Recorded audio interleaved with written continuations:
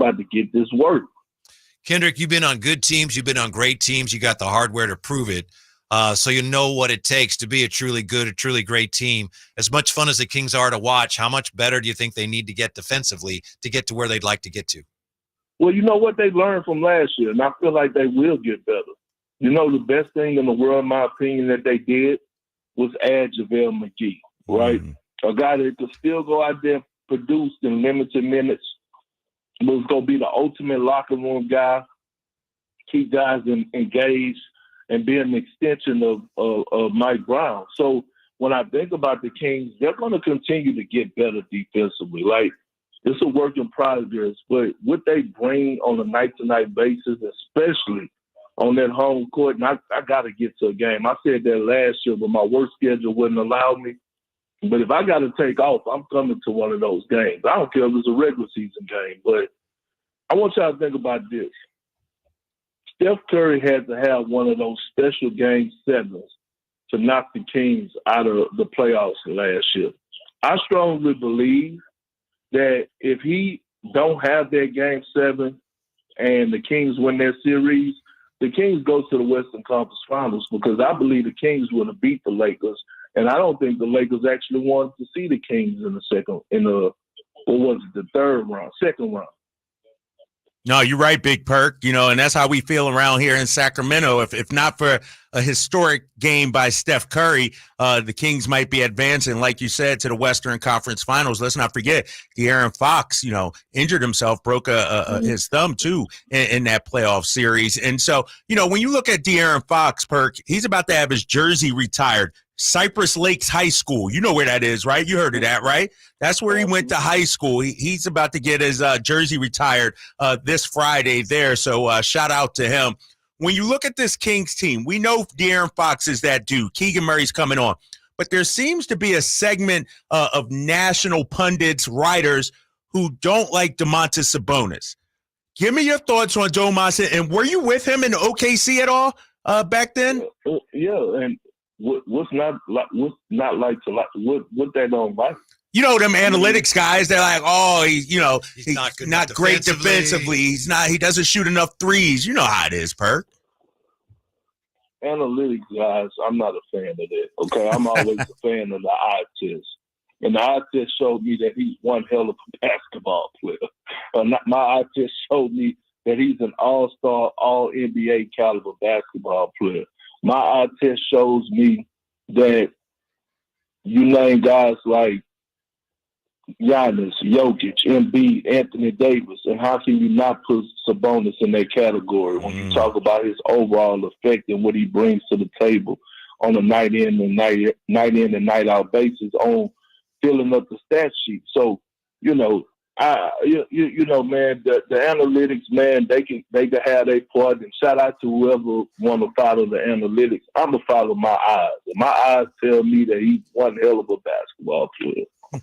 Kendrick, last night was a very special night in this sense. LeBron was in Sacramento, and it was 20 years to the day after he'd made his NBA debut with the Cavs, also in Sacramento. So I know you've known LeBron a long time. Do you remember, I think you've known him since, seventh grade? Do you remember the first time you saw LeBron play? I did. We was at in Orlando at Disney Wild World of Sports playing the AAU tournament. And we were actually playing against each other. And I saw him and I said, this guy's gonna be special in the seventh grade. And to be honest, Braun would never admit, but if you ever ask him how many wins he got against the Houston Hoops when he had the You got him, huh, Perk? Yeah, you got him, right? I used to kick his ass. My guy, Kendrick Perkins, joining the drive, guys, here at Sactown Sports 1140. You know, Perk, Whitey talked about, obviously, the great teams you played with, that 2008 Celtics squad. What is it behind the scenes? What's it like? What's it take to become a champion? Forget about what we see on the floor during the games and reading the box scores. What do you think a young team needs to have if they want to take that next step? Well, it's the chemistry, and so many people throw that word out so loosely.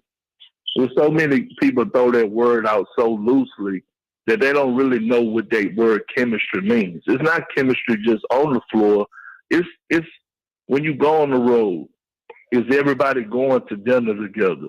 Is everybody finding a place to go watch other basketball games together? Are you hanging out on the plane? Do you have your headphones on? And are you sitting up there, or do you have your headphones on, or are you interacting with your teammates? Because let me tell you what goes a long way.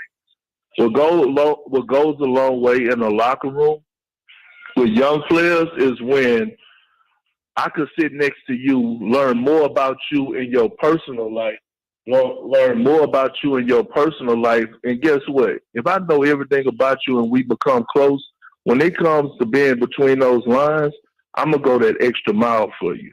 I'm going to go be above and beyond. And then the accountability is there.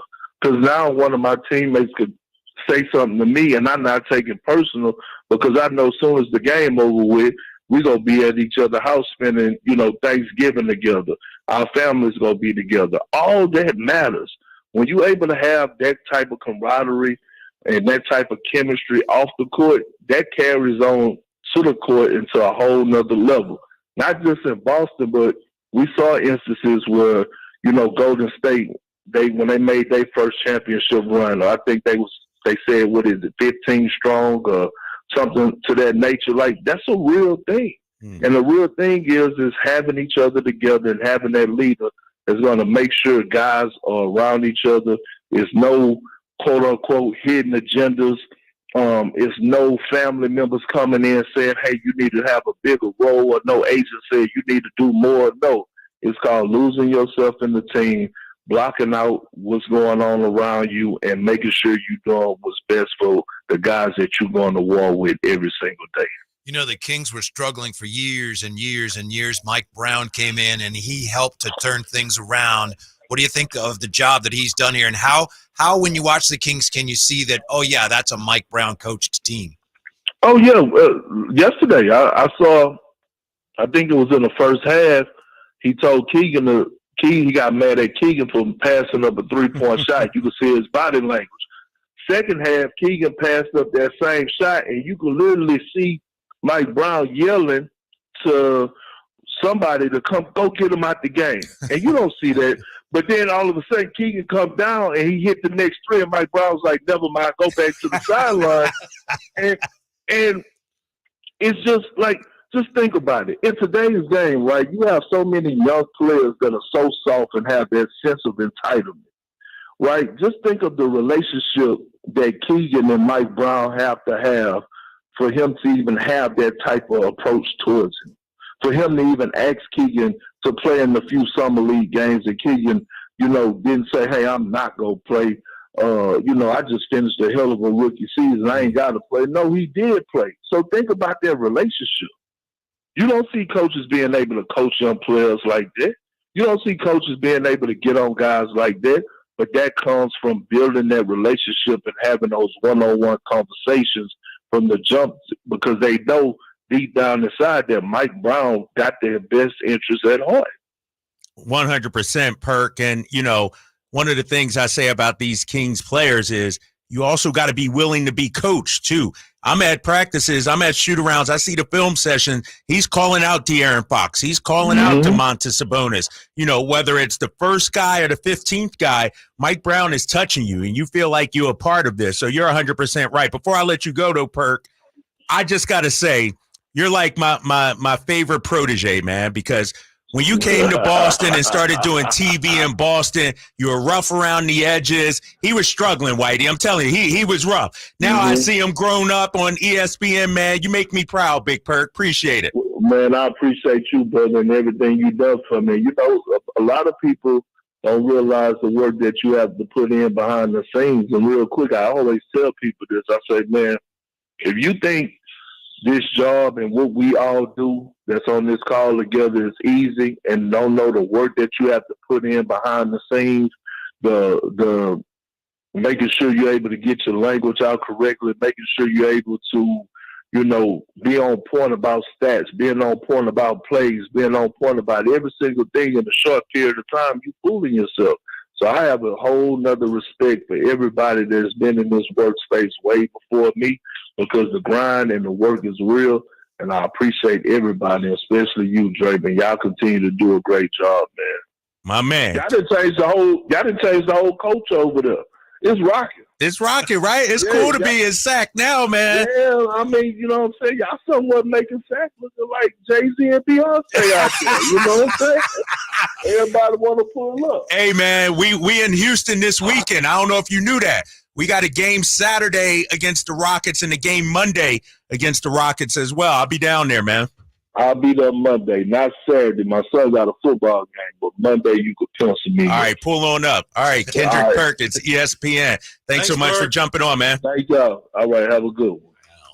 All right. Man, that's how you start off a show right there. Yeah, thank you, Kyle. Yeah, we have people on the chat saying they heard his voice and they thought it was like a soundbite. No, said, wait, he's talking to them on the phone? Showing Sacramento some love, too. That's what I like, you know? All right.